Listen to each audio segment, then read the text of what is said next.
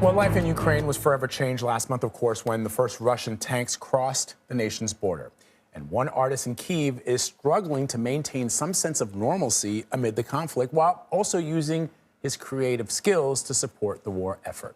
Daniel Skripnik is here now to give us some insight into his world and into his art. Daniel, it's great to finally meet you. I noticed your art on Instagram. And so I would like for you to tell us and our audience about your life as an artist, as someone who creates in Kyiv before the start of the war. Hey guys, thank you so much for having me. It's kind of important and so different right now to talk about it, but I have to. So before the war, I was doing different stuff. I've always tried to make my art emotional and soulful. I am an ambassador of the Tyler Robinson Foundation, which was founded by Imagine Dragons, my favorite band, my dear friends. My mission was to make creative projects and support the foundation, but I also was doing lots of visuals of the other musicians, especially The Weeknd and Britney Spears. And it was my life, it was my joy, and I was all about it. So yes, it was just my life, and it was like it is. And then what is your life like now? What is a typical day like for you?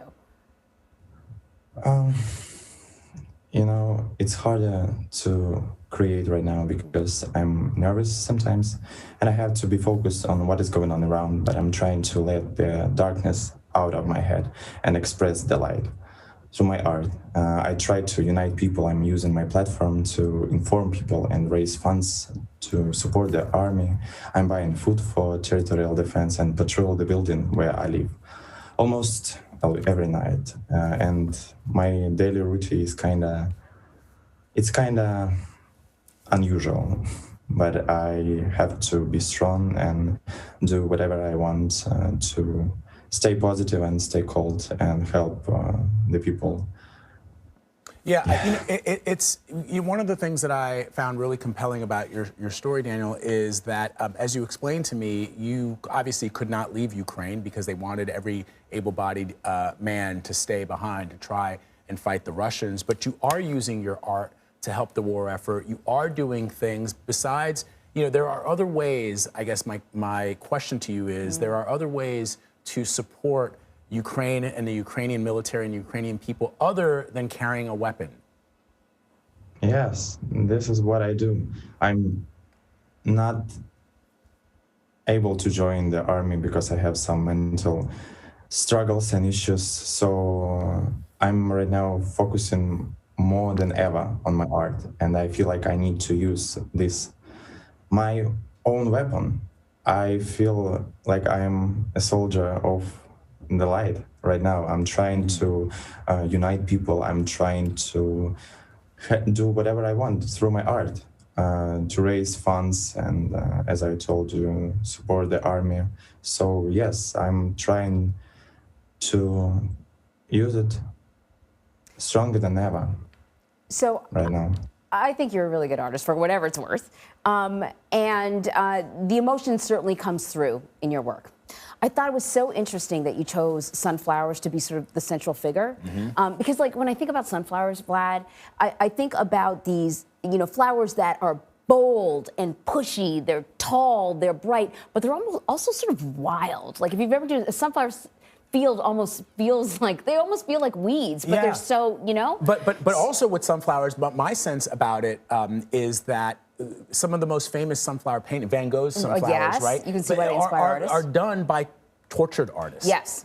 Right? So the significance of these sunflowers in Daniel's work is remarkable. I want to talk about that. So I want to talk about why you pick sunflowers, because I know it's not just that they're bold and bright, but also one thing that I noticed is looking at your work, that before the war, your sunflowers were always sort of intertwined with people. And then afterwards, it seems like your focus is primarily on the sunflower. Can you talk about that? Yes. Some people might think that I started to draw it because of the war. Yes, the sunflower is one of the Ukrainian symbol, and I visualize it now, but it also has a deeper meaning for me. Because as a child, in a small village in eastern Ukraine. I loved being in the middle of nature. My village is hidden in dense forests and surrounded by fields of sunflowers. Sunflowers fascinated me, but they were not just beautiful plants to me. They seemed like portals that took me to the other dimension, away from everyone and everything. It was about something that came from my heart. It was about some dark moments of mine. It was very intimate symbol for me. And now it is bigger than my story. It is about it is not about darkness anymore. Sunflowers represents light and bright souls. I feel like it is blooming during this time, and I'm trying not to focus on someone personally like it was before with my favorite musicians and people who I tried to integrate it to someone who I felt following the same direction that I was. So right now, it is not about me. It is not about someone specific. It's about us, and I want to focus it on the bright part of it. So not darkness anymore. Yeah. Well, so before we let you go, Daniel, what is the message that you want to share with the rest of the world watching this war in your country? What do you want people to know about the struggles of your countrymen and women? I want more people just to know about this situation and about it. More people need to be united. More people need to be united because sometimes I feel like this whole situation is not only about us. It is not only about Ukraine.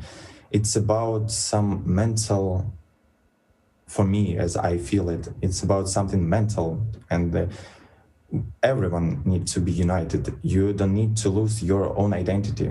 So that's why I'm trying to focus on my art, because I don't want to destroy the personality and I don't want to lose myself. So I want people just to remember that you don't know what is coming tomorrow, but you need to stay who you are today.